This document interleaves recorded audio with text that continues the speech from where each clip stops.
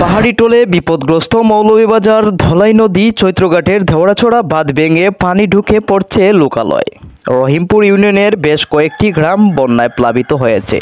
স্থানীয়দের মুখ থেকে জানা যায়, সময়ের ব্যবধানে লাফিয়ে লাফিয়ে বাড়ছে পানি।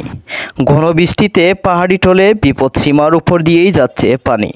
উজানের ঢলে ধারাবাহিক অব্যাহত থাকায় মৌলভীবাজার রহিমপুর ইউনিয়নের বাসিন্দারা আতঙ্কের মধ্যে আছেন। দেওড়াছড়া পুটেরক্কা বাঁধ ভেঙে তলিয়ে গেছে মৌলভীবাজারের চৈত্রঘাটের বেশ কয়েকটি হাওর সহ বাসাবাড়ি। ডুবে গেছে চৈত্রঘাট থেকে মেন শহরের সড়কগুলা। বুধবার সারাদিনের মুষলধারা বৃষ্টিতে উজানে পাহাড়ি ঢল নেমেছে যেন এক ঘন জোয়ারে। কমলগঞ্জে অব্যাহত ঢলে উজান থেকে ঢেউ করছে নিম্নাঞ্চলগুলিতে। আমরা লক্ষ্য করে দেখেছি, এখনও বিপদসীমার উপর কিন্তু চৈত্রঘাটের পানি।